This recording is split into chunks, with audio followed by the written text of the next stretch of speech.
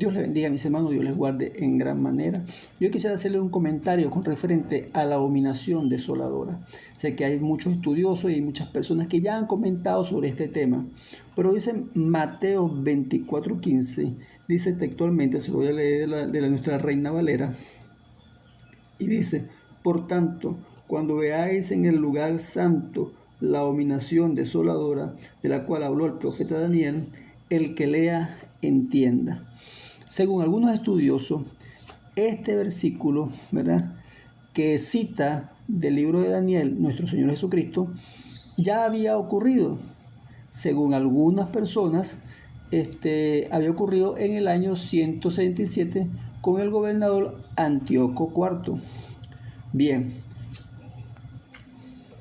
en aquella época se había ocurrido un rumor que Antíoco había sacrificado una cerda en el altar, y eso creó un levantamiento de judíos, ¿verdad?, celosos de lo que habían profanado, según la historia, ¿verdad? Nunca tuvo una comprobación, pero el rumor hizo que ese deseo nacionalista se levantara, y lo lograron, pues, matando así a muchos judíos ya helenizados. Aunque Antíoco murió en Egipto, este levantamiento, pues, fue algo que estalló, pues, en la sociedad de aquella época, y muchos judíos, ¿verdad?, años posteriores comenzaron a decir que esto había sido la abominación desoladora. Otros casos, que otros judíos más modernos, más actuales, dicen que la abominación desoladora es por la mezquita que se encuentra en Israel. Otros dicen que Israel ha sido profanada con templos paganos, iglesias cristianas, y también dicen que las nuevas, pues, tendencias judías, que no sé, ninguno de los dos se toman de acuerdo, dicen que también es una profanación. Y para ellos eso fue una profanación. Otro es por la llegada de los romanos, que, bueno, con sus estandartes que colocaron en Israel, hicieron esa profanación, y entonces no se ponen de acuerdo realmente qué era la abominación desoladora, pero ellos dicen, bueno, que esto fue lo que ocurrió. Unos piensan de que Jesús está tomando este versículo de Daniel, ¿verdad?, haciendo referencia de que va a volver a pasar otra profanación del templo. Quiero que tenemos claro una situación, ¿verdad? Cuando el Señor, cuando Adonai habla a Moisés, dice que iba a habitar en el tabernáculo, en el arca del pacto, y que iba a bajar en su nube y se iba a hacer visible. Y entonces Dios se mantenía cerca del pueblo de Israel a través del arca. Pero al pasar el tiempo, transcurrir el tiempo, el pueblo no guardaba la Torá, el pueblo no se sujetaba a Adonai, y entonces leemos en Isaías 66:1 para el pueblo de Israel en la Torá, que dice: Ko amar Adonai hashamayim ki i ve haaretz hadon raklai esek bajin asher tignuli ve esek makok menuhati. ¿Ve? ¿Qué quiere decir estas palabras? ¿Dónde me harás el lugar de mi habitación? Si el cielo es mi trono y la tierra el estrado de mis pies, ¿dónde pues habitaré? ¿Qué dice la Escritura? Que Dios no habita en templos hechos de mano de hombre. Él habita en estos momentos, no en un arca del pacto, no es en una caja, en un féretro, donde lo mantenían oculto de la población. Ahora Dios se ha revelado en nuestros corazones, y el lugar de su habitación se encuentra en nuestros corazones.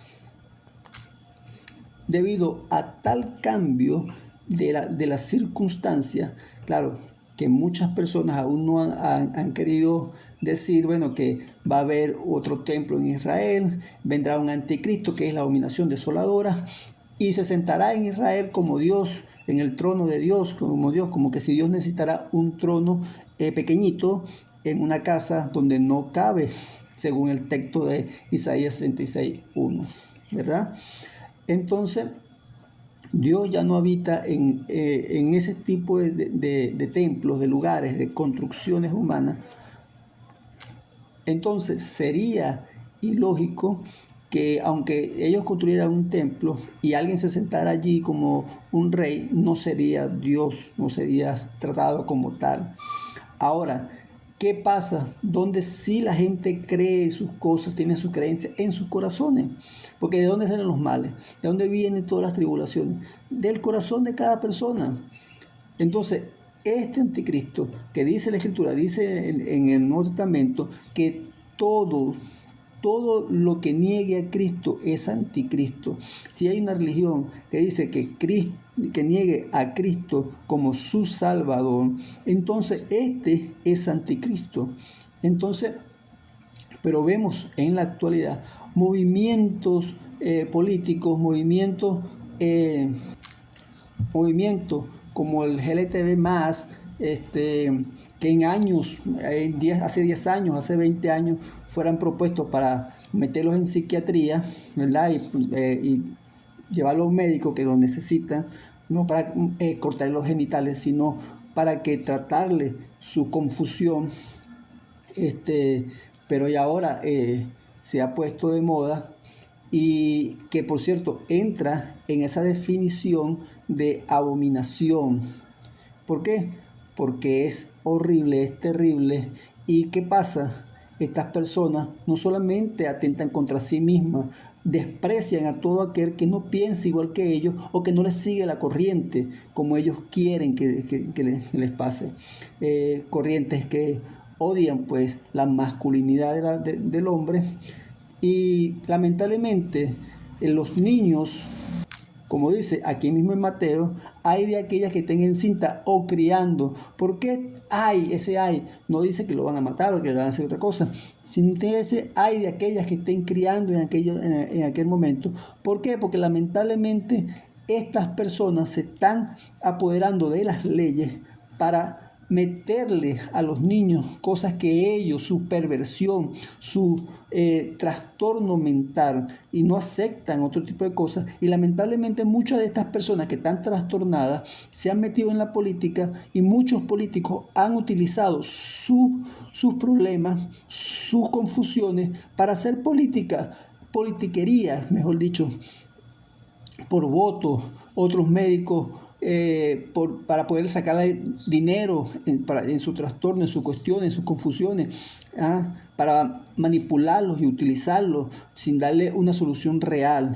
Y entonces estas personas cada vez son más, porque lamentablemente el uso del internet, el uso del celular ha promovido confusiones en los jóvenes, ya que la mayoría de los padres no están pendientes de qué ve el niño, de qué ven sus jóvenes, no están pendientes de actualizarse o de ver con algo serio, realmente con una propuesta seria, para sentarse con los muchachos y los niños a decirle la situación del mundo real, de lo que está viviendo en estos momentos el mundo, que realmente es desolador, es bastante tristeza ver cómo en el corazón de las personas, en ese templo que debería de ser de Dios, se ha sentado estos tipos de creencias como si fuese Dios, y lo promueven utilizando lamentablemente las confusiones de las personas para enriquecerse y para seguir el trastorno,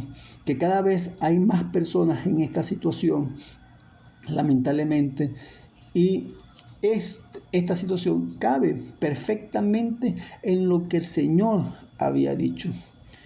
Quería comentarles todo esto, quería hablarles un poquito más con referente al tema, ya que el tema es bastante amplio, pero quería darle un abreboca con referente a este tipo de estudios, ¿verdad? Que no estoy diciendo que de repente sea exactamente así, ya que hay muchas interpretaciones con referente al texto bíblico, pero a medida que pasa el tiempo se puede comparar lo que dice la Escritura con la actualidad.